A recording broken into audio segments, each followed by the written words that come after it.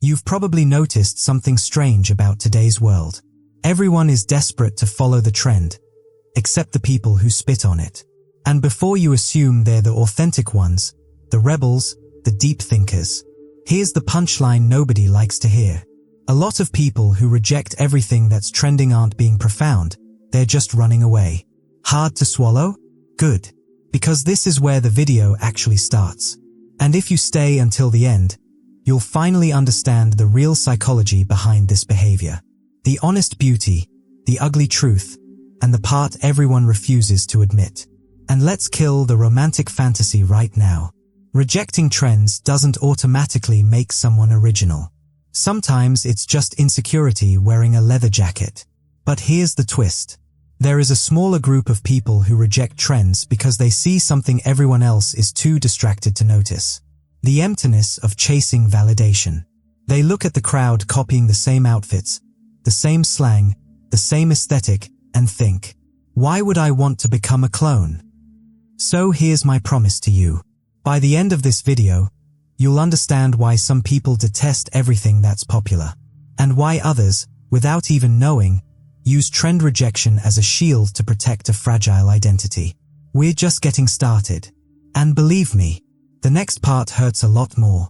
Rejecting everything that becomes popular often looks like confidence from the outside, but in reality it usually works as a fast way to protect one's sense of individuality.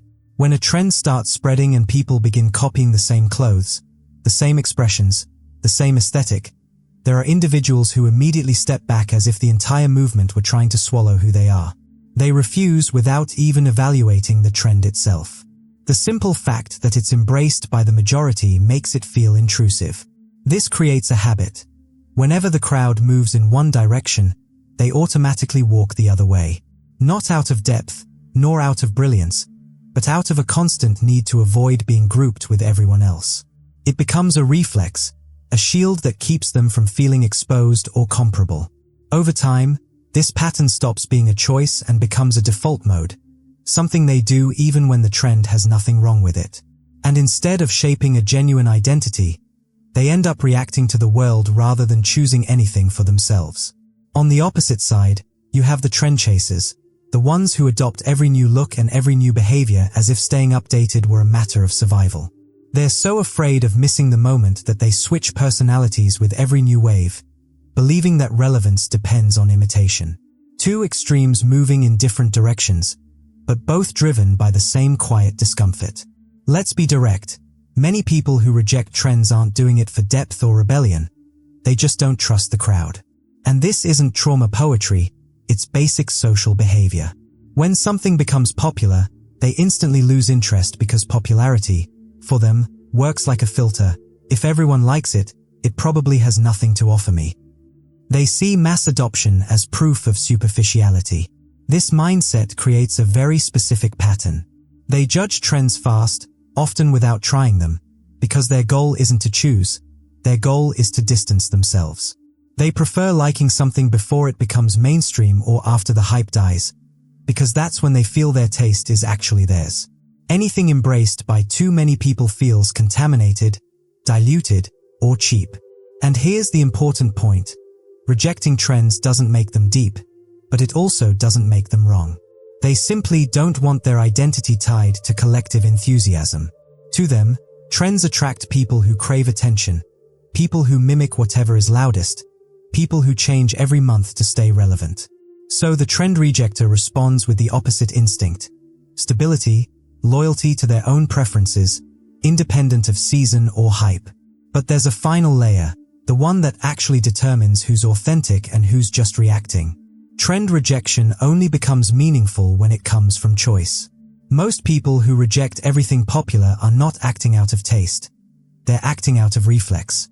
As soon as something becomes widely adopted, they abandon it, even when it aligns with their real preferences. In that case, they're not choosing, they're reacting. Their entire identity ends up shaped by negation instead of intention. And this has nothing to do with authenticity. It's just dependency in reverse. The trend still dictates their behavior, only through opposition.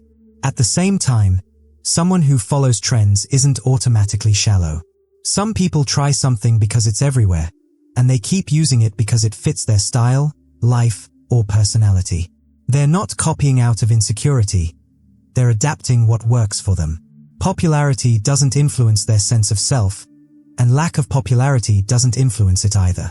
They simply use what aligns with who they are. This difference is what actually defines identity, the presence or absence of intention.